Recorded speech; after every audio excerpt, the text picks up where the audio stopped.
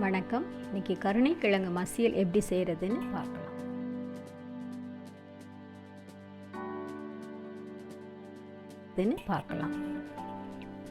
1/2 kilo கருணை கிழங்கு வாங்கிக்கலாம்.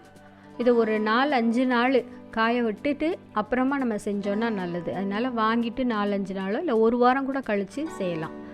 நல்லா கழுவிட்டு குக்கரில் போட்டு கொஞ்சம் புளி சேர்த்துக்கிட்டோம்னா அந்த அரிப்பு தன்மை இல்லாமல் இருக்கும் நாக்கில். அதுக்காக ஒரு 4-5 பிட்டாக பிச்சு போட்டுட்டு அதையும் குக்கரில் அப்படியே வேக போட்டுறோம். ஒரு 3 விசில் வந்ததும் நம்ம அதை எடுத்துக்கலாம். இந்த கருணை கிழங்கு உடம்பு சூட்டை தணிக்கும். மூளை வியாதி அதாவது பைல்ஸுக்கு ரொம்ப நல்லது. ஒரு 4 பெரிய வெங்காயத்தை கட் பண்ணி வச்சுக்கலாம். ஒரு பல்லு பூண்டை பொடியாக நறுக்கி வச்சுக்கலாம். 4 தக்காளியும் பொடியாக கட் பண்ணி வச்சுக்கலாம். இப்போ இந்த வேக வச்ச கருணை கிழங்கை எடுத்து தோல் உரித்து சுத்தம் பண்ணி வச்சுக்கணும்.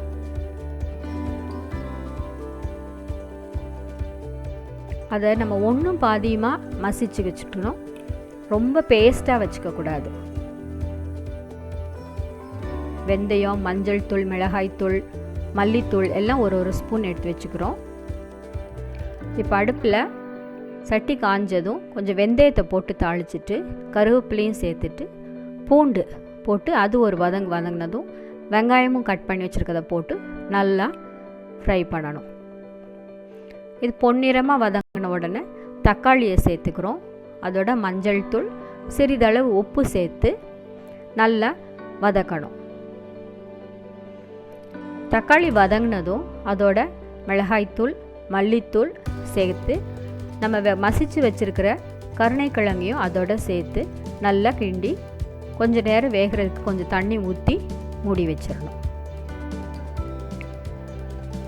இந்த மசாலா நல்லா வெந்து வரும்போது ஒரு வாசனை வரும். அப்போ திறந்துட்டு நம்ம புளி இப்போ தான் ஆட் பண்ணுறோம். நல்லா ஒரு எலுமிச்சம்பழ அளவுக்கு புளியை கரைச்சி ஊற வச்சுருந்ததை கரைச்சி நல்லா வடிகட்டி வச்சுக்கோங்க. இந்த புளி கரைசலை இப்போ நல்ல மசாலையெல்லாம் வெந்து இருக்கிற அந்த கருணைக்கிழங்கு மசியலோட சேர்க்குறோம். ஊற்றிட்டு நல்லா கிளறி விடணும். இப்படி நம்ம கிளறி விடும் பொழுது எண்ணெய் நல்லா பிரிஞ்சு வரும். டப்புன்னு வெடித்து பிரிஞ்சு வரும். அந்த ஸ்டேஜ் வரும்பொழுது நம்ம இறக்கிடலாம். இப்போ இந்த கருணைக்கிழங்கு மசியல் சுவையானது, மிகவும் உடம்புக்கு நல்லதுமானது.